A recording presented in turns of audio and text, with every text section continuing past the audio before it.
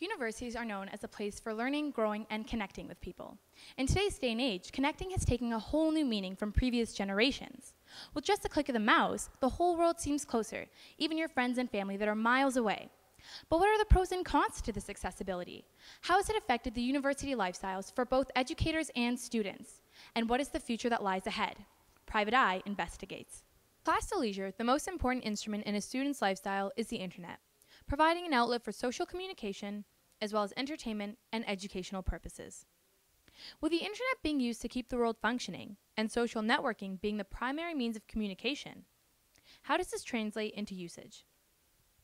A recent poll conducted by TNS, a Canadian marketing firm, revealed that 83% of 13 to 17-year-olds and 74% of 18 to 19-year-olds visit a social networking site on a regular basis.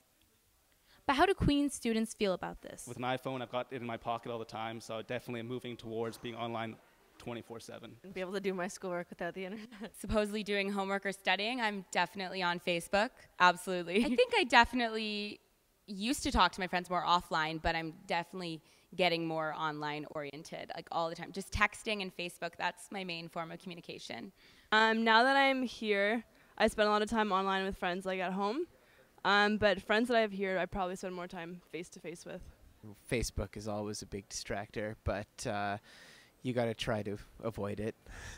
I'm online all the time, like it's actually taking over my life. Researchers are divided on their opinions of whether or not this phenomena has benefited or harmed continuous users of the internet. A Maryland University study revealed that when 200 students spent a mere 24 hours cut off from all digital communication, the withdrawal symptoms were staggering, being compared to those of alcohol and drug users.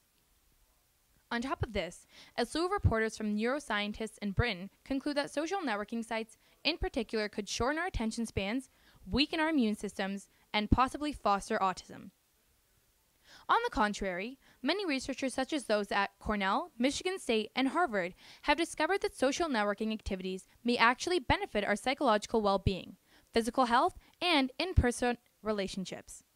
But with technological advances making us seem so connected to a virtual world, have we started to disconnect ourselves from reality?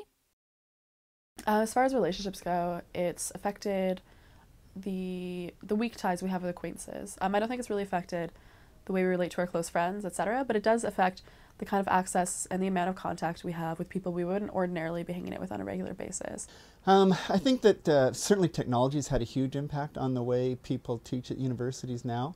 In my own classes, I try to use as many of the different media that I can. I think the more that instructors use technology, the more effective they'll be, and the more students will sort of embrace the learning experience.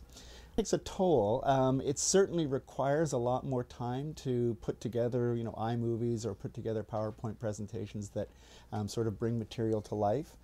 I know that, and I sometimes joke a little bit in class. I know that students, especially now with texting being so ubiquitous that, people are texting all the time, and so I'll sometimes ask, I hope that you texted that to somebody, in Japan so that they know what an exciting lecture you're in the middle of. Or if somebody asks a question and uses a word that people aren't familiar with, I say, okay, so Google it, find out what the answer is. For me, it's very much a way of broadcasting to the community what I'm up to on any given day, whether it's meetings or even some personal activities, just so that they can get some insight into the life of a principal. Whether or not the technological phenomena is harming or benefiting students, one thing is for sure, there is no stop in sight. Stay tuned with us for next week, where we talk about myths, facts, and tips about students' well-being. This has been Talina Honessian with The Private Eye.